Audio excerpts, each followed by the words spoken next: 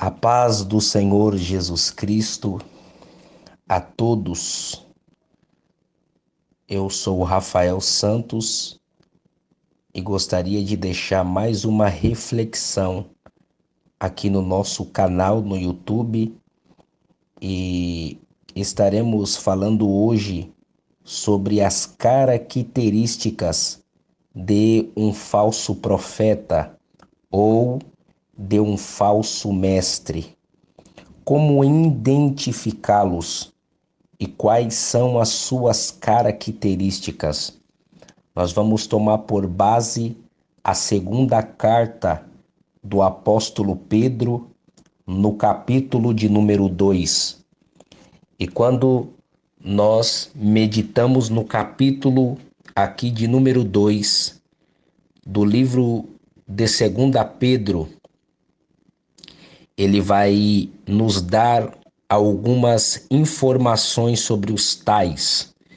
E este homem chamado Pedro, ele nos alerta dizendo que as características ou como identificar um falso mestre ou um falso profeta é que, primeiro, um falso profeta ou um falso mestre, ele é herege, né?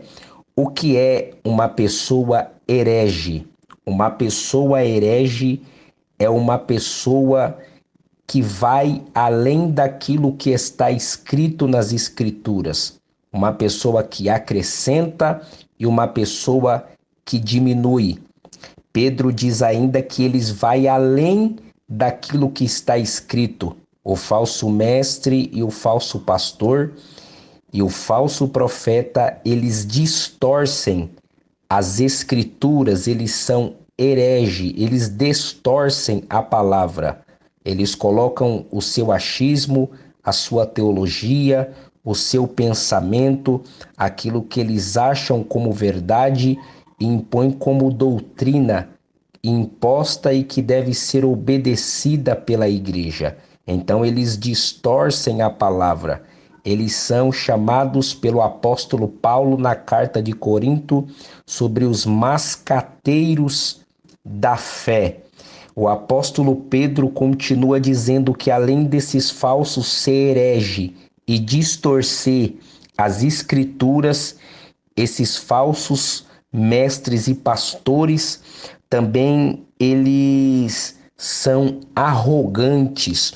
Uma das qualidades e as características de um falso mestre, de um falso pastor, é que ele é arrogante.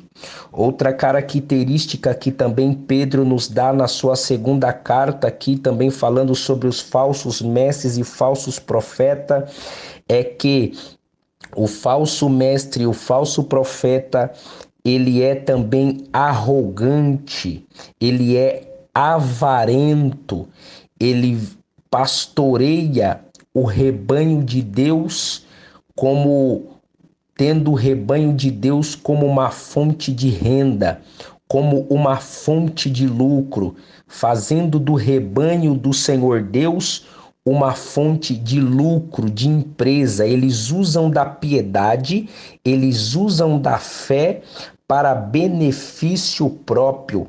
E ainda o apóstolo Pedro continua falando sobre estes falsos, além deles serem arrogantes e avarentos, os falsos mestres e os falsos profetas também, eles são bajuladores. Está aqui no capítulo 2 da segunda carta de Pedro.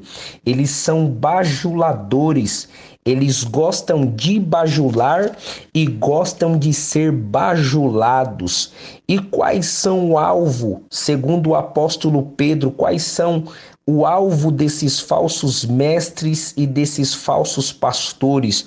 O alvo deles são almas inconstantes, são pessoas inconstantes na fé, são pessoas duvidosas contra a sua crença, contra aquilo que elas acreditam, são pessoas dúbias, são pessoas nécias, pessoas que estão confuso quanto àquilo que acreditam, como estilo de vida, como fé, como verdade, como aquilo que rege a vida deles.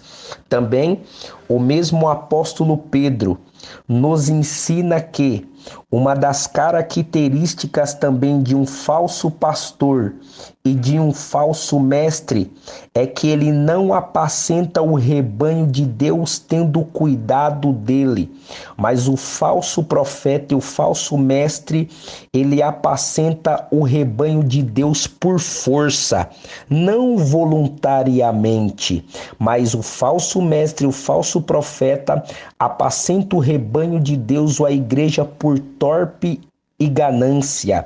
Também ele diz que o falso mestre e o falso profeta, ele apacenta o rebanho de Deus como sobre herança de Deus, como tendo domínio sobre o rebanho de Deus, não como exemplo.